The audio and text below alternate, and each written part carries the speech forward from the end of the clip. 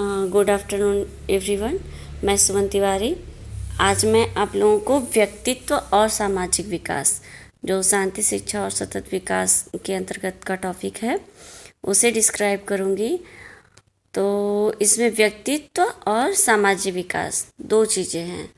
व्यक्तित्व क्या है ये मैं आप लोगों को बता चुकी हूँ अपने पिछले लेक्चर में। थोड़ा नोट्स भी ग्रुप में सेंड की थी और आगे कोशिश करूँगी एक लेक्चर में आप लोगों को और इस पे वीडियो बना करके भेजूँगी।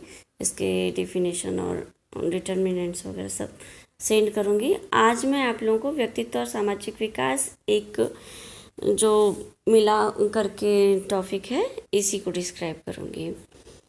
तो देखते हैं ये क्या है व्यक्तित्व और सामाजिक विकास। क्योंकि मनुष्य एक सामाजिक प्राणी है और उसके जीवन का प्रारंभ जो है समाज से ही हुआ है और वह जीवन पर्यंत समाज में ही रह करके अपने विभिन्न कार्यों को संपादित करता है।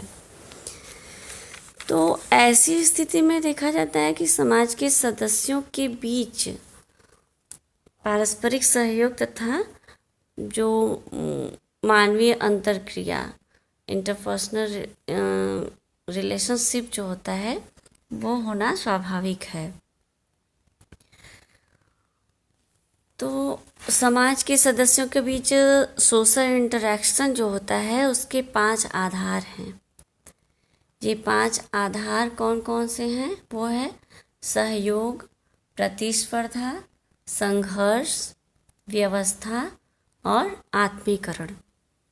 सहयोग, प्रतिस्पर्धा, संघर्ष, व्यवस्था और आत्मीकरण, ये 5 आधार जो हैं वो सोशल इंटरपर्सनल रिलेशनशिप के हैं। इनमें से सहयोग, प्रतिस्पर्धा, व्यवस्था और आत्मीकरण, ये चीज़ें जो हैं ये सामाजिक अंतरक्रिया के पॉजिटिव बेस हैं, धनात्मक आधार हैं। जबकि संघर्ष जो है वो नकारात्मक आधार है, नेगेटिव बेस है सोशल इंटरेक्शन का।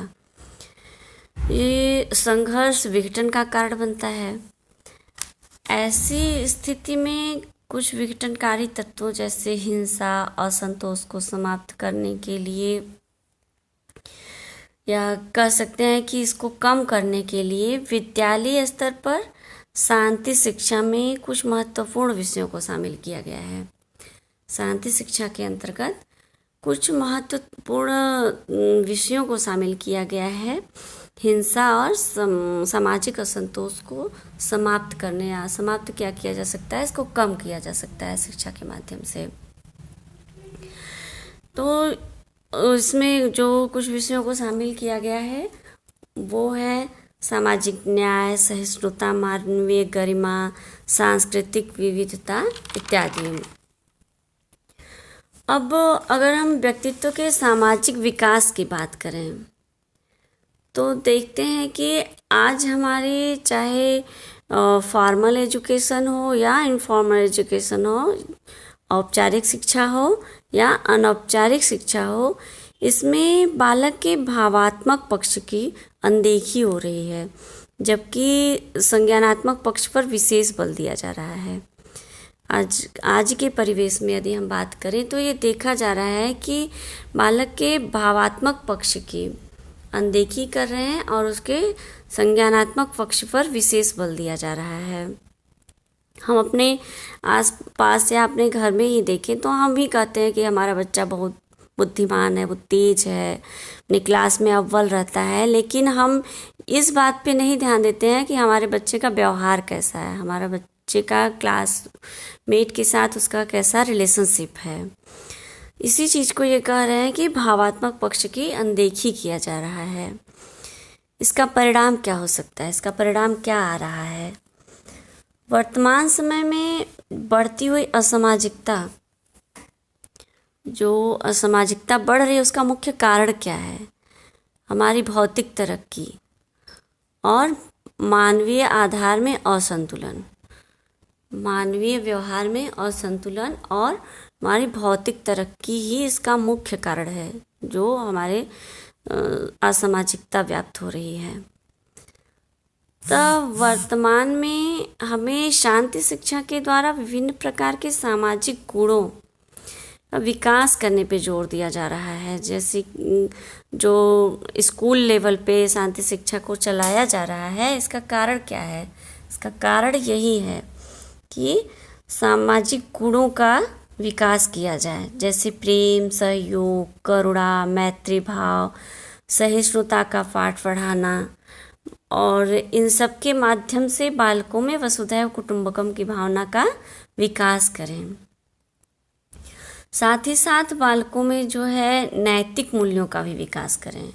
हम अपने जो शिक्षा के माध्यम से बालकों में उनके नैतिक मूल्यों का विकास करें, इसकी आवश्यकता इस समय महसूस की जा रही है। इसलिए स्कूल लेवल पे शांति शिक्षा को शामिल किया गया है पढ़ाने के लिए।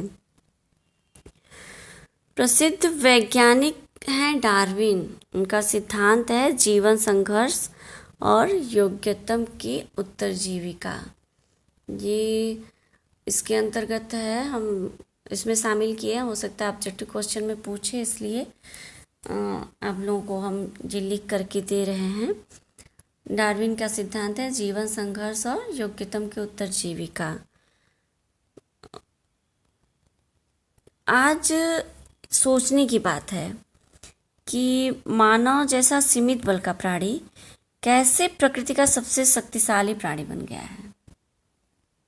जो मानव सीमित बल का प्राणी है वो आज प्रकृति का सबसे शक्तिशाली प्राणी बन गया है।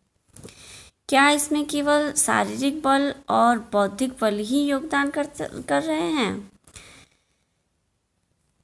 व्यक्ति का शारीरिक बल और बौद्धिक बल ही इसके लिए उत्तरदायी हैं? नहीं, ऐसा नहीं है। यदि ऐसा होता तो मूढ़ बुद्धि बालक और एक अशक्त व्यक्ति कैसे हमारे बीच सुरक्षित व संरक्षित रहता। आज समाज में बहुत से ऐसे व्यक्ति हैं जो अशक्त हैं, बहुत से बच्चे ऐसे हैं जो कम बुद्धि वाले हैं, लेकिन हमारे समाज में उनका भी एक वर्चस्व है। तो इसका कारण क्या है?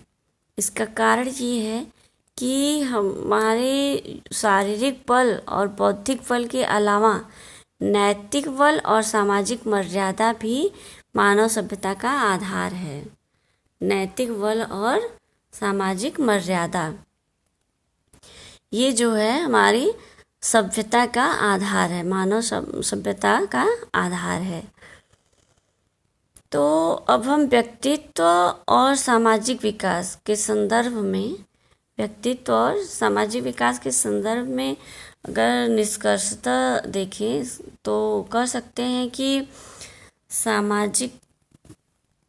सामाजिकता जीवन प्रणाली का अभिन्न अंग है। सामाजिकता जो है हमारे जीवन प्रणाली का अभिन्न अंग है, जो वातावरण तथा शिक्षा के संस्कार से फलीभूत होती है। वातावरण और शिक्षा के संस्कार से फलीभूत होती है। हम दूसरों से अपने आप को कैसे जोड़ते हैं और उनके साथ हमारा कैसा व्यवहार होता है, यही हमारे व्यक्तित्व को परिभाषित करता है। व्यक्तित्व को क्या परिभाषित करता है? हम दूसरों से अपने आप को कैसे जोड़ते हैं और उनके साथ अपना कैसा व्यवहार स्थापित करते हैं, ये हमारे व्यक्तित्व को परिभाषित करता है। ऐसे में ज़रूरत है ऐसी शिक्षा की जो विद्यार्थियों में ऐसे मूल्य और कौशल के बीज बो सके जो उन्हें दूसरों के साथ मिलजुल कर रहना सिखाए।